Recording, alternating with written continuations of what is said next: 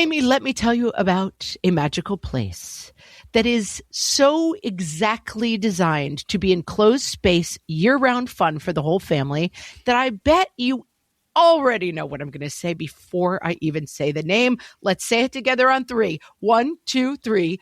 Great Wolf Lodge. You got it, Amy. My kids loved Great Wolf Lodge when we went. You probably already know that it has a huge indoor water park with a wave pool, lazy river, a bunch of massive water slides. But then your pack can hit the other attractions because, wait, there's more. Great Wolf Lodge has adventure-packed attractions like Magi Quest, a live-action game kids can play throughout the lodge, plus the Northern Lights Arcade. Spent some quality time there, so your kid who loves the lazy river and your kid who loves fantasy games will both have a great time. Great Wolf Lodge also offers great dining options and complimentary daily events like nightly dance parties, all under one roof. Unpack the car once and you're settled in to have fun. And with 22 lodges across the country, you're always a short drive away from adventure.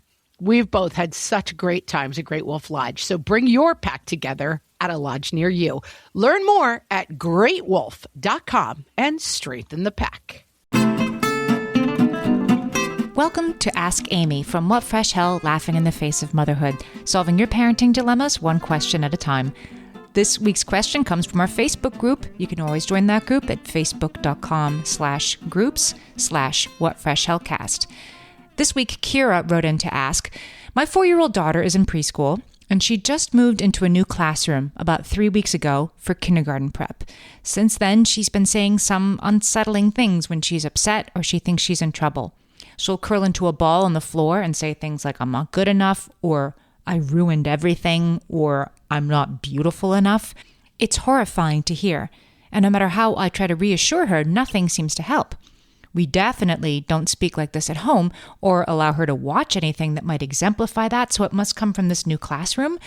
I'm so afraid that this is a beginning of her new inner monologue. How can I help her unlearn that kind of thinking at home? Keara, you are wise to notice that this is a sudden onset thing. And if these sound like words that don't come out of your mouth and certainly wouldn't have come out of your daughter's mouth before, I think you're wise to wonder what has changed. The new classroom, as you suggest, is definitely a strong possibility.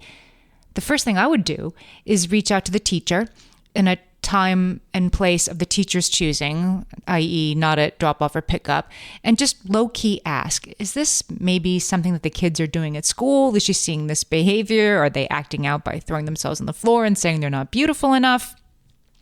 If the teacher says yes, then knowing that makes it a lot easier at this work. It tells you where it's coming from. It'll help you feel better about it. And then you can interview your kid about it, what is happening at school. But let's say that talking to the teacher isn't an option for whatever reason, or that you do talk to the teacher and the teacher says, no, that's not happening. It would be useful to find out if your kid is showing low frustration tolerance at school as well. By which I mean that the smallest thing gets them really upset. I can't do it. Everything's ruined, tearing up the drawing, that kind of thing. Is that happening at school? Maybe it's happening at school, and maybe that's new behavior at school for your child also. In which case it is indeed still the classroom that's playing into it, but it's indirectly, right? It's the new expectations of the classroom, the harder work, the longer days, the more sitting and paying attention, leads to the kids' cup overflowing and not having that frustration tolerance either when they get home or when something goes wrong, even at school.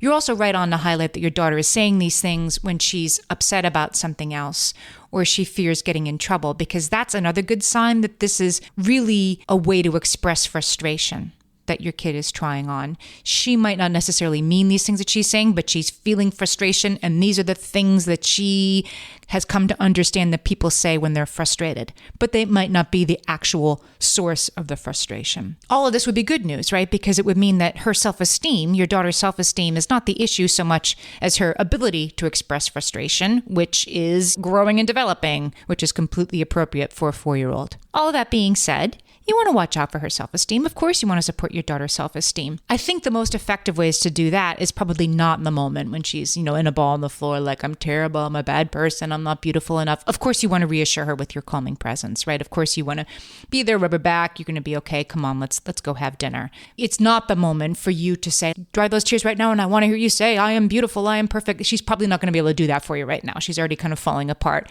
probably because she had a long day preparing for kindergarten.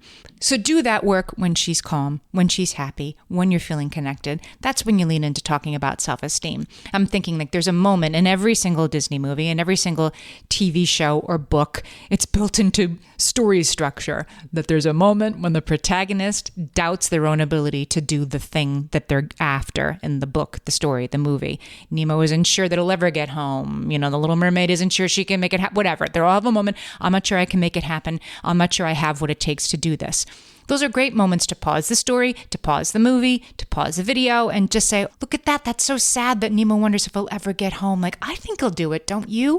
Get her to engage in that. The characters don't believe in themselves as much as you, an audience member, believe in them, because you really do know they can do it. American Girl has a series of books for girls that I love. All kinds of things about puberty, making friends, keeping friends.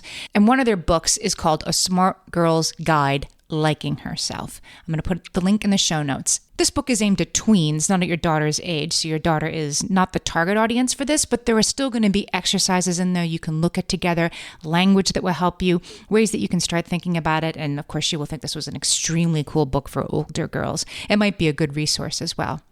Overall, I just would say don't panic about this. The fact that it's sudden onset, the fact that it's only happening when she's already upset about something else probably means that she is just growing and increasing her frustration tolerance. And with a lot of support from you, this is something that can improve quickly. Send us your parenting questions and we might answer yours next. Email us questions@whatfreshhellpodcast.com. Thanks for listening.